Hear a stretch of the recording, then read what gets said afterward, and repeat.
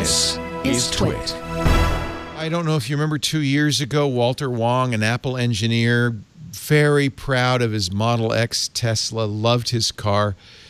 Very tragically, the car he was driving with Autopilot on, it drove into a guardrail, and he died in a fiery accident. His family suing over it. The NTSB finally came back with their rulings this week. They said, A, the Autopilot was on, but B, Wong never touched the steering wheel or hit the brake as the car sped up and headed straight for the divider. They blamed a little bit the California Transportation Authorities, CalTrans, because there had been an accident 2 weeks earlier. A Prius hit the guardrail at 75 miles an hour, and the guy walked away with minor injuries because there was a crash absorber, an attenuator on it, but the attenuator was damaged with the prior crash and removed and never replaced. And so Wong did not have he hit that concrete at 71 miles an hour, did not have a chance.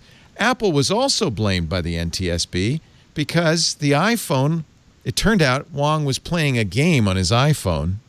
That's why I didn't notice the car plowing into the divider. And the NTSB said Apple should have a phone use driving policy. There was a lot of blame to go around. I honestly, I think the real problem is Tesla selling its Autopilot as Autopilot, not as driver assist. Although I have to say, having had a Model X for 3 years, it gets mad at you if you don't keep your hands on the wheel. It says, come on, pay attention, come on. But a little inattention. And by the way, the driver was using an Apple-supplied phone. So Apple was also dinged because here's a company phone, and you really should have a policy preventing cell phone use while driving.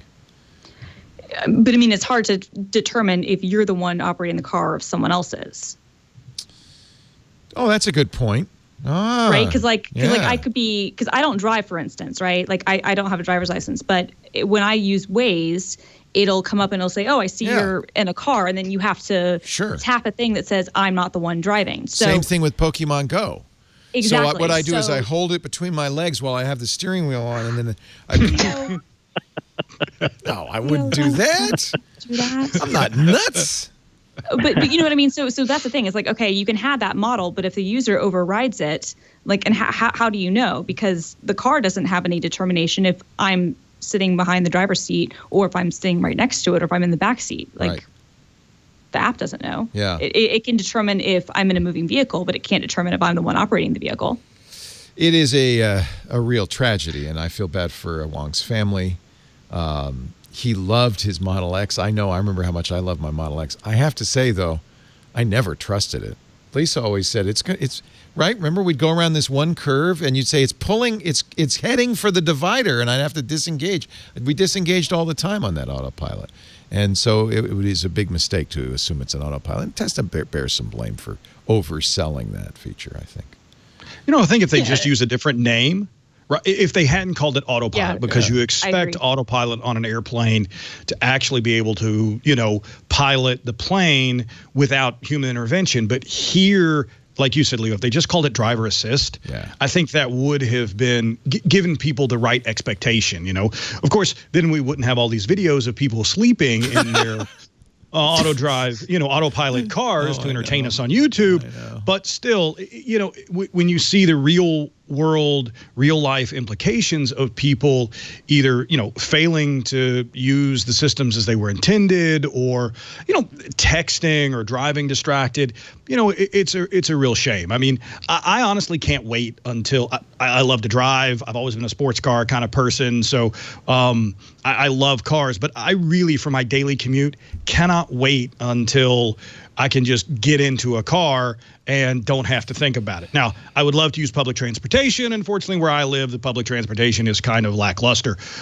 So it's, I understand why people want to use it, but, we're just not there yet. And you know, if ever and until every car or a majority of cars have a type of, you know, autopilot feature, have autonomous driving, then, you know, you're still going to have people do bad things in their cars or, you know, make mistakes. Well, people do bad things all the time with or without autopilot. Yes. Lisa and I were driving the other day. We're in the diamond lane, and I see somebody stick her arm out the window and go like this, the universal signal for I want to get over in your lane. So I slow down. Nothing happens.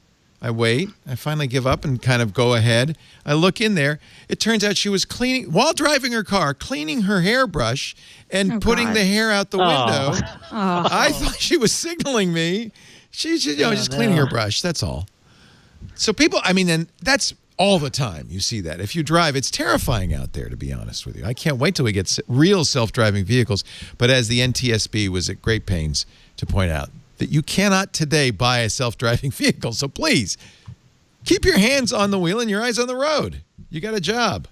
I feel like Tesla, the autopilot in my Tesla made me safer because I was always paying attention, but it just helped me keep distance appropriately. Because it was the auto adaptive cruise control. It would let me know if I was going out of a lane. I never would let it change lanes by itself. So many times when I first tried it, it didn't pay any attention to the car in the other lane. So I never let it do that. But I feel like I was a better driver. I was less likely to get in a wreck from falling asleep or something. So those, I think they're good features, in other words. But please, folks, drive.